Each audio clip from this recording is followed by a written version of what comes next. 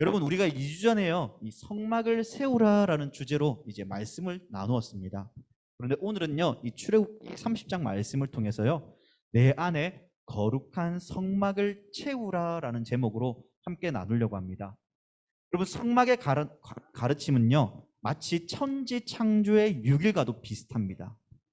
예를 들면요, 하나님께서 천지를 창조하실 때 3일 동안은요, 시간과 공간을 나누는 데 사용하셨고, 나머지 3일은 그 시간과 공간을 채우는 데 사용하셨습니다. 마찬가지로 오늘 이 성막도 처음 새 가르침은 공간을 구획, 다시 어떻게 채워나가고 어떻게 만들어갈 것인지에 대한 그러한 시간과 공간을 나누는 데 사용되었고, 이 넷째, 다섯째 가르침은 그 공간의 직분을 감당할 제사장의 옷과 위임식을 다루며, 마지막에는 이 여섯째 가르침은 30장에서처럼 하나님께서 그곳에 무엇으로 성막을 채워야 되는지를 우리에게 알려주심을 통해 우리에게 이렇게 교훈합니다. 무엇이냐고요? 내 안에 거룩한 성막을 채우라고 말이죠.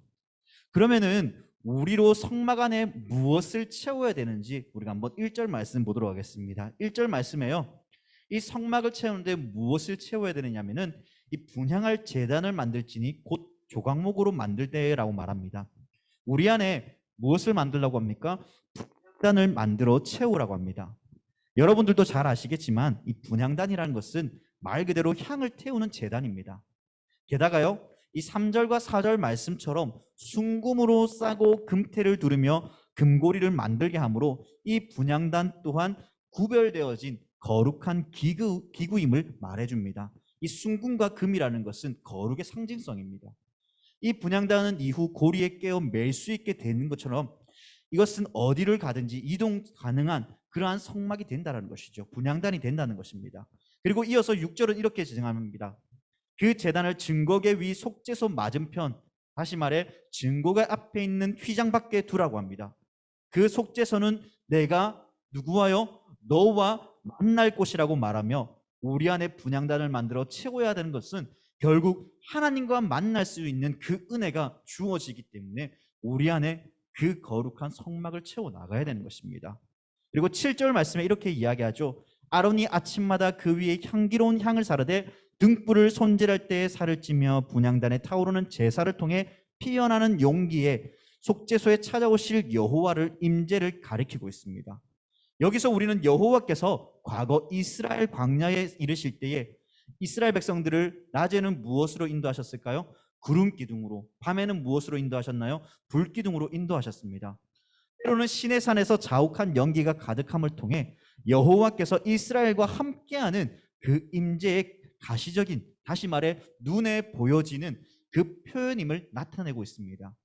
그러면 무엇입니까? 이러한 일들을 통해 하나님과의 친밀한 교제가 우리 안에 이루어지기를 원하신다는 것입니다. 그러한 친밀한 교제를 이루어가기 위해 우리는 성전 분향단에 곧 하나님과의 친밀한 교제, 다시 말하면 나의 삶의 곳곳에서 하나님과 함께하는 그 기도의 삶, 말씀의 삶, 그리고 하나님과 동행하는 그러한 은혜에 충만한 삶을 통해 하나님과 함께 교제하며 살아가겠다는 그러한 고백입니다. 이것을 조금 더 이야기하면요, 나의 삶의 현장에 그곳이 어디이든 나는 하나님을 예배합니다. 나는 하나님을 찬양합니다. 나는 하나님께 기도합니다. 하나님 나와 함께하여 주옵소서라는 그러한 간절함이 여기에 표현되어 있는 것입니다. 여러분, 우리는요, 성막을 세울 때 그냥 단순히 성막을 세우는 데서 끝나는 것이 아니라 내 안에 나는 걸어다니는 교회로서 하나님의 말씀이 내 안에 품어 있어야 되고, 기도하는 그 삶을 통해 하나님과 교제하는 삶이 필요하다는 것이죠. 이것이 우리 안에 채워져야 될 부분입니다. 저는 여러분들에게 이번 한 주간 꼭 한 가지 여러분들에게 부탁하고 싶습니다. 지난번과 똑같지만요, 한 주 동안 살아내면서 성경 한 장 읽는 것, 아니면 아침에 일어나서 기도하는 것, 그러한 삶을 하루하루 짧게라도 여러분들 실천했으면 좋겠어요. 그러한 삶을 통해서요, 하나님이 나와 함께 하시며 또 나의 삶 가운데 역사하시는 그 하나님의 풍성한 은혜와 그 사랑을요, 저는 여러분들이 느꼈으면 좋겠습니다. 한번 그러한 삶으로 이번 한 주간 살아내도록 노력해 보는 건 어떻겠습니까? 여러분 하실 수 있겠습니까? 네, 대답이 없으신 여러분. 그러나 우리가 침묵이라는 의미는 부정의 의미도 되지만 긍정의 의미도 됩니다. 저는 할 줄 믿고 기다리고 기도하겠습니다. 자, 두 번째는요. 이 헌신으로 거룩한 성소를 채워야 됩니다. 10절 말씀해 보면요. 우리가 읽진 않았지만요. 너는 이스라엘 자손에게 속전을 취하여 회막 봉사에 쓰라. 이것이 여호와 앞에서 이스라엘 자손의 기념이 되어서 너희의 생명을 대속하리라고 합니다. 이 말은 좀 말이 어려운 것 같아요. 좀 이해 안 되는 말인 것 같은데 이러한 뜻을 품고 있습니다. 이스라엘 하나님의 백성으로 살아가기 위해 필요한 것이 있다면요. 바로 성막이 유지되어야 된다는 것입니다. 여러분 아시다시피 모든 물건에는요. 무엇이 있을까요? 수명이라는 것이 있습니다. 심지어 사람에도 수명이라는 것이 존재하고 아프면 치료를 받고 회복되어져야 되죠. 그래서 사람은 자신의 건강을 위해 때로는 병원에 가서 검사도 받고 이 비타민을 먹어서 건강을 챙기기도 합니다. 지금 제가 이러한 이야기를 하는 것은요. 성막 또한 성막을 유지하기 위해 낡아진 것들을 보수해야 하고 이 보수를 위해 적절한 성전세를 내어야 되고 헌신이 필요했다는 것입니다. 성경은 이에 대해서 11절과 12절을 통해 무엇이라고 이야기하냐면요. 생명의 속전이라고 이야기합니다. 생명의 속전을 여호와께 드리라고 합니다. 이 의미는 12절에서 분명 이렇게 이야기합니다. 그들 중에 질병이 없게 하고, 이 질병이라는 의미는 하나님과의 관계가 끊어졌을 때 발생하는 하나님의 진노와 저주를 이야기하는 것입니다. 여러분, 우리가 하나님과의 관계가 끊어지면 어떨까요? 여러분 잘 사는 것 같죠? 참 아무 일 없으니까 참 좋은 것 같아요.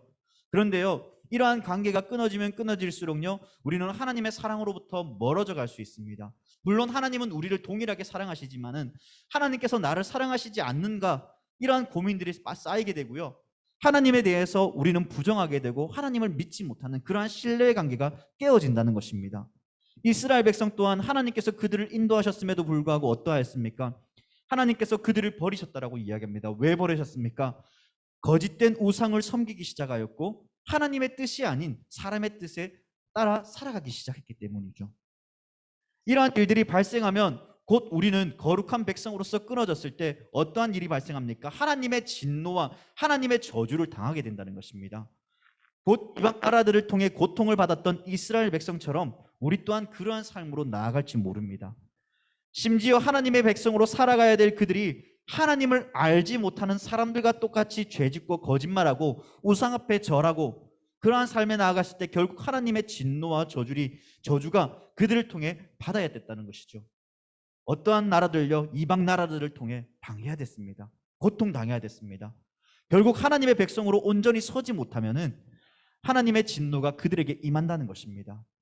하나님께 선택받은 백성으로서의 삶을 살아내지 못하면 결국 아픔을 맛보게 됩니다.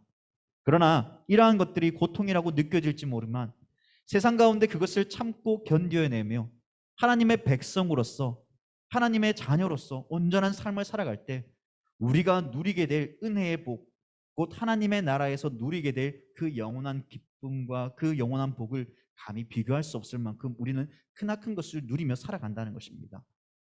그리고 이러한 속전의 은혜는 하나님께서 나를 속량해 주시고 구원해 주신 구원의 하나님이시기에 나의 생명이 하나님께 있다는 것을 고백하는 것입니다. 그리고 이러한 속전을 통해 하나님이 나의 왕이십니다, 하나님만 바라봅니다라는 그러한 신앙의 고백을 하는 것입니다. 그 어떤 것들이 나의 삶 가운데 들어와 나를 지배하거나 하나님의 뜻에 불순종하게 하려는 그러한 것이 우리에게 들어올 때 우리는 그것을 막아서야 됩니다. 그것을 철저히 끊어서야 됩니다. 게다가 놀라운 것은 하나님은 공평의 하나님이시라는 것이죠. 15절 말씀입니다. 너희의 생명을 대속하기 위하여 여호와께 드릴 때에 부자라고 반세겔에서 더 내지 말고 가난한 자라고 덜 내지 말라고 합니다. 속전세를 내는 데 있어서요, 성전세를 내는 데 있어서 가난한 자나 부한 자나 동일하게 속전세를 내라고 합니다. 무엇입니까? 하나님께서 부한 자나 가난한 자나 동일하게 사랑하고 있다는 것이죠. 그들에게 은혜를 덜 베푸시거나 덜 사랑하는 것이 아니라 동일하게 사랑해 주시며 공평하게 그들을 사랑하신다는 것입니다. 우리에게 이러한 말을 들었을 때 얼마나 크나큰 은혜가 아닐 수 없겠습니까? 여러분, 우리는 가진 것이 없고 또 하나님 앞에 더 많은 것을 드릴 수 없는 그러한 삶으로 나아가지만은 하나님께서는요, 그러한 것과 상관없이 우리를 여전히 동일하게 사랑하신다는 것입니다. 그 사랑의 증거를 어떻게 나타내 보셨습니까? 바로 예수 그리스도를 이 땅에 보내심을 통하여서 그 사랑하는 아들 독자 예수 그리스도를 십자가에 못 박혀 죽게 하심으로 하나님을 믿는 그 백성들에게 동일하게 사랑하며 그들을 구원해 주신다는 것이죠. 이것이 우리에게 큰 은혜입니다. 속전을 통해 하나님께서는 회막에 봉사되는 곳에 쓰라고 명하시며 이것이 여호와 앞에 기념이 되어서 너희의 생명을 대속한다라고 16절은 말씀합니다. 그들의 생명이 그리고 우리의 모두의 생명이 여호와의 성막을 거룩함으로 채워가고 예배하며 헌신하며 나아갈 때 생명의 대속을 받게 됩니다. 지금은 우리가 예수 그리스도를 믿음을 통하여서 그 생명을 대속받았죠. 지금은 눈에 보이지 않습니다. 사실 그 어떤 것도 우리에게 지금 몸에 와닿는 그러한 간접적인 직접적인 그러한 체험들이 전혀 없습니다. 그럼에도 불구하고 이러한 사실 앞에 우리는 여전히 하나님을 신뢰하는 예수 그리스도를 믿고 신뢰하는 그 믿음이 필요하다는 것이죠.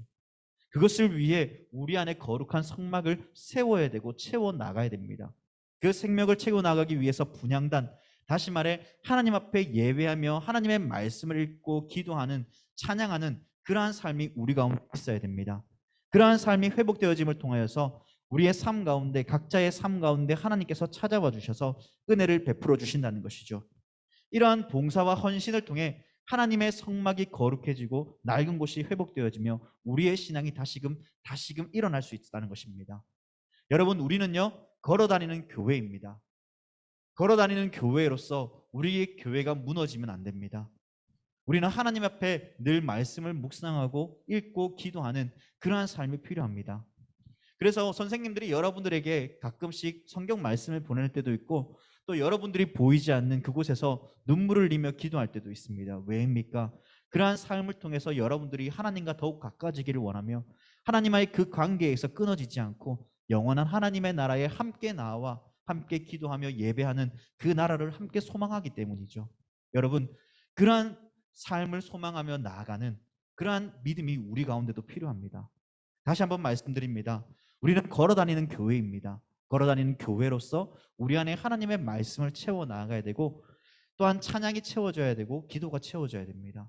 그러한 삶을 살아갈 때 하나님께서는 우리의 거룩한 성막 가운데 우리의 교회 가운데 하나님의 그 놀라운 은혜가 여러분들의 각자의 삶 가운데 임할 것이며 눈에 보이지 않는 불가견적 교회와 눈에 보이는 가견적 교회, 다시 말해 우리 대천교회가 여러분들의 삶을 통해 여러분들의 신앙과 그 회복이 통해 다시금 일어나게 될 것입니다. 그러한 날들을 기대하며 고대하는 우리 고등부 친구들이 주님의 이름으로 간절히 부탁드립니다.